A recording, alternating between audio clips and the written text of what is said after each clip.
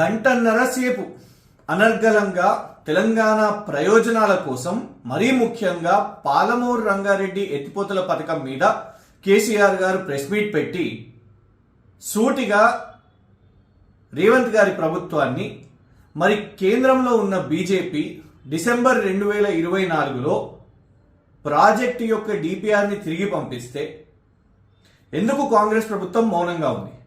రేవంత్ రెడ్డి గారు ముఖ్యమంత్రి అయిన తర్వాత మొదటిసారి అంటే డిసెంబర్ 2023 నాడు 27 డిసెంబర్ నరేంద్ర మోదీ గారిని ఉప ముఖ్యమంత్రి బట్టి విక్రమార్క గారితో పాటు వెళ్లి కలిసి పాలమూరు రంగారెడ్డి ప్రాజెక్టు జాతీయ హోదా ఇవ్వాలి అని అడిగారు. రాష్ట్రానికి వచ్చిన తర్వాత కేంద్రం సానుకూలంగా ఉంది, జాతీయ హోదా ఇస్తుంది అని కూడా పేపర్ స్టేట్మెంట్స్ ఇచ్చారు. ఇవన్నిటి విషయం మీద సూటిగా కేసీఆర్ గారు ప్రెస్ మీట్ పెట్టారు.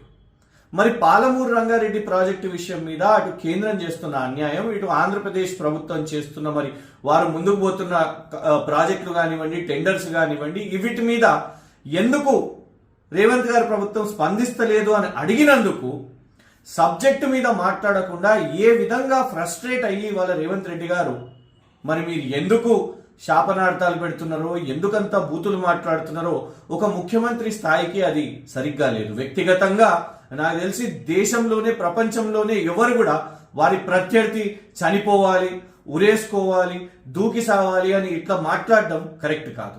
ఇంకొక విషయం ఏంటిదంటే రేవంత్ రెడ్డి గారు వ్యక్తిగతంగా మాట్లాడుతూ కేటీఆర్ గారు 2 సంవత్సరాలు ఇంటర్ ఆంధ్రాలో చదువుకున్నారు, ఇది పదే పదే మాట్లాడుతున్నారు. రేవంత్ రెడ్డి గారు మిమ్మల్ని సూటిగా ఒకటే ప్రశ్న అడుగుతా. ఆంధ్ర అని మీరు పదే పదే అంటున్నారు కదా, మీకు నిజంగా కూడా ఆ హక్కు ఉన్నదా, నైతిక హక్కు ఉన్నదా? ఎందుకంటే మీ ఇంట్లో మరి ఇల్లరికం తెచ్చుకున్న ఏదైతే మీ అమ్మాయిని మీరు ఇచ్చిన కుటుంబం ఏదైతున్నదో మీ అల్లుడు భీమవరానికి చెందిన వ్యక్తి గొలుగూరి సత్యనారాయణ రెడ్డి. ఎవరైతే ఆ ఫ్యామిలీకి చాలా ఫ్రాడ్ కేసెస్ ఉన్నాయో, చాలా మరి బ్యాంక్స్ దగ్గరికి వెళ్ళి డబ్బులు తీసుకొని ఆ బ్యాంకులు నోటీసులు ఇచ్చిందో వాళ్ళు భీమవరానికి చెందిన వాళ్ళు.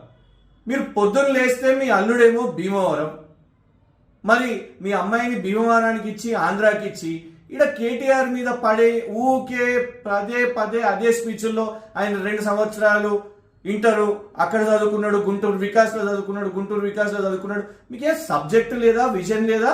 లేదు. కనీసం ఈ నిజాన్ని అంటే మంచితనం, కేటీఆర్ గారు కేసీఆర్ గారు మీ కుటుంబ సభ్యుల గురించి మాట్లాడరు అనే మంచితనాన్ని మీరు అడ్వాంటేజ్ గా తీసుకుంటున్నారు. మాకు కూడా ఇప్పుడు మాట్లాడాలని లేదు, కానీ ఇవాళ కూడా ఇన్ని సంవత్సరాల తర్వాత కూడా మళ్ళీ గదే స్పీచ్ చెప్పడానికి బోర్ కొడతలేదా మీకు?